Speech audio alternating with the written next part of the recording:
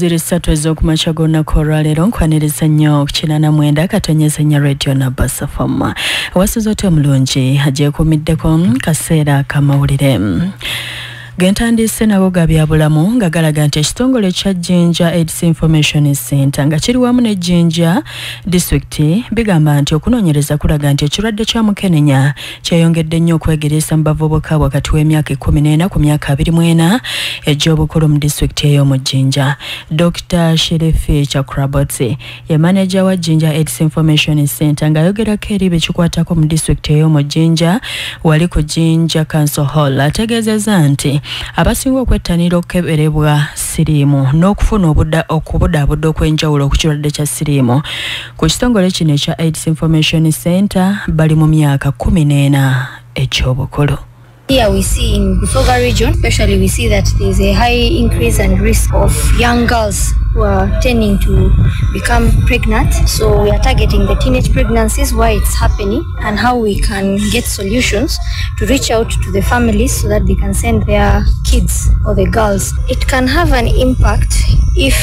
we as the people, as the IPs, as they say, we are running and we have brought in this meeting so that we can pass the message. The DHO was here, the district health officer, we have even the HIV focal person, and if they can lead us the way where the gaps are, because we had the session of where we were discussing.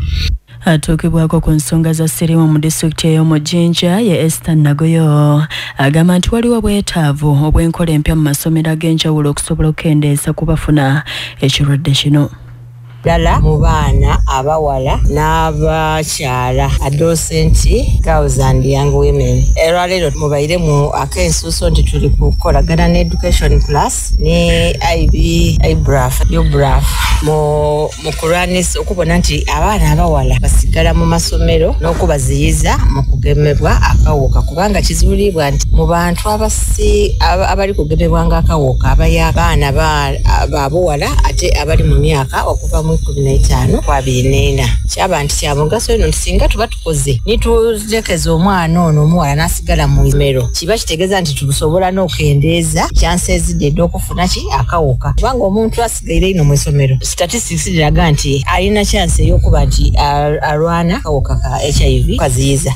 Yafesi y'ebyenjigiriza mu disitulikiti ey'omu Jinja ekiikiriddwa kalondozi w'amasomero yettuliraba Atanansi abangi gwe bamanyi nga Tony Wantimba bw'ato n'asaba wabeerewo enjogerezeganya wakati w'abazadde n'abaana naddala abaana ab'obuwala. Oluvannyuma Wantimba ono alabudde agasajja agakulu ga Sseddevoto agasendasenda abaana ab'obuwala abakyali abato n'obulabolabo okukakana nga babatisse embuto oluusi ne siriimu. Stakeholders nadla ku masomero gaife gona tulina mu department ey'aba senior man ba senior women bano batwambe ku okwogera n'abaana bano omwana ategeere obuzibu bwasobola ofuna singa aba yenigire mu bikolwa eby'ekikaba kino kidda kwamba abaana bano kusigala ku masomero basome ebyo bali kubalimbira mu gino emyaka nga bakali ku masomero bana abifuna emberi eyo bana namba dalabagala bali ku masomero kaya abasaadde abakuze mu myaka abayina ebizibu ebyo bingi buno obwana obuto bali bugwegwebya babutola ku mulamu omulanga go tuli kutambuliramu nga district department y'ebyendegeresa education tuliko banti guno omuze gwe banaagemako ate kwokolebwako nga amateeka bugakoba kuba kikyamu n'abali kusinga n'abali singa kulemesa bwana buno obuto ate kayi babusiigano. Ebyongo bitadde ku mabbali abatuuze abawangalira mu kabuga ak'ebuwangaala kasange bamugombala ne Waikoke mu disitulikiti y'Ekaliro